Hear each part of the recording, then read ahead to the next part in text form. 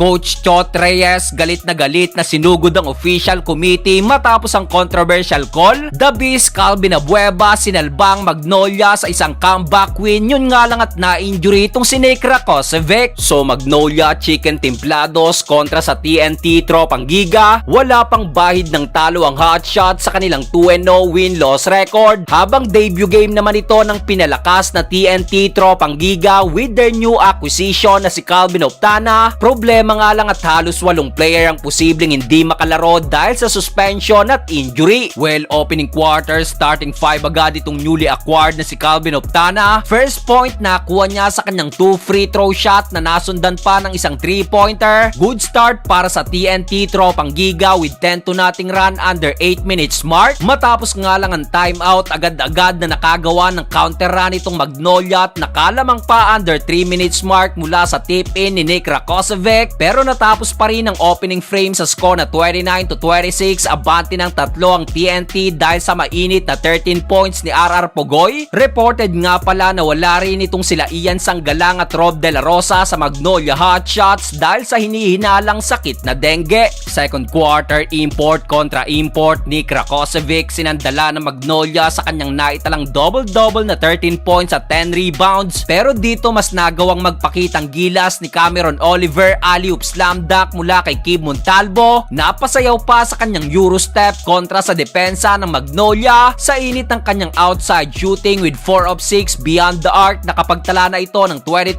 points at 8 rebounds. Kaya naman nakaabante ang TNT sa pagtatapos ng first half sa score na 54-42. Dito napakaraming nasaktan, bagsak si Mark Baroka at RR Pogoy, pati nga itong referee ay muntik na ring ma-injury. Third quarter, banggaan the Beast Calvin Abueva kontra kay Dave Marcelo. Sa sobrang agresibo ni Abueva, natawagan ito ng kanyang ika-4th personal foul. Dito muling nakagawa ng run ng Magnolia sa pangunguna ni Polly at Mark Baroka. Naibaba na sana nila sa 3 lamang under 5 minutes mark sa score na 60-57. Kaso to the rescue itong si Cam Oliver at pinapagpaglang ang depensa ng Magnolia Hotshots. Sa sobrang athletic ng mamang ito, nabutatan niya pa itong high looping layup ni Nick Rakocevic. Natapos ang third period na muling nakalayo ng double digit itong TNT sa score na 73-62. Fourth and final quarter, pagpasok ni The Beast Calvin Abueva, nabuhayan itong Magnolia. Sa kanyang 9 straight points, agad na naburang double digit lead ng TNT at nakuha pa nilang makalamang under 6 minutes mark mula kay Nick Rakocevic. Yun nga lang, matapos ang basket na yan, nabagsakan ni Jackson Corpus itong si Rakocevic. Agad-agad na ininda nito ang kanyang tuhod kaya't binitbit na lang ito papunta sa bench at balitang hindi na nga makakabalik pa. Halos magkapalitan na muka sa sobrang dikit ng laban. Wala nang 1 minuto, The Beast Calvin Abueva ibinigay muli ang kalamangan sa Magnolia sa kanyang layup. Yun nga lang, siya rin ang nagtabla ng laro sa all 92 nang matapik niya papasok ng ring ng tropa. Buti na lang at nakasungkit ng foul itong si Polly kay Cam Oliver upang tapusin itong laro sa final score na 94-92. Matapos ang laro, agad-agad na sinugod ni Coach Chot Reyes itong official committee kung saan hindi nga nito nagustuhan ng huling tawag ng referee kay Cam Oliver na nagbigay panalo sa Magnolia Hotshots. Itinanghal na best player The Beast Calvin Abueva na nakapagtala ng 25 points, 9 rebounds at 3 assists. Dahil sa kanyang 15 points sa fourth quarter, nakuha nilang makumpleto ang comeback win. Bago matapos ang video na ito, mga bro, alam nyo na ba itong nauusong play to earn app na Masaya Game? Isa itong app na pwede kang kumita habang naglalaro. Napakaraming pagpipilian, ilan na nga dyan na itong Dragon Tiger, Color Game at Tosscoin. Napakadaling i-download, i-click lang ang link sa description ng ating video, mag-register gamit ang iyong cellphone number, gumawa ng password at i-click ang send para makatanggap ng OTP na i-input naman sa verification code. At sa uli, ilagay ang referral code na 104683040 upang makatanggap naman ng libreng 5 pesos at yun, pwede ka nang makapaglaro. Pwede kang mag-cash in at mag-cash out gamit ang iyong GCash. May bonus pa yan lalo't kapag 200 pesos ang iyong ika-cash in, makakatanggap ka ng additional 55 pesos. Kaya ano pang hinihintay nyo mga bro, nasa comment section ng link at i-download ng Masaya Game.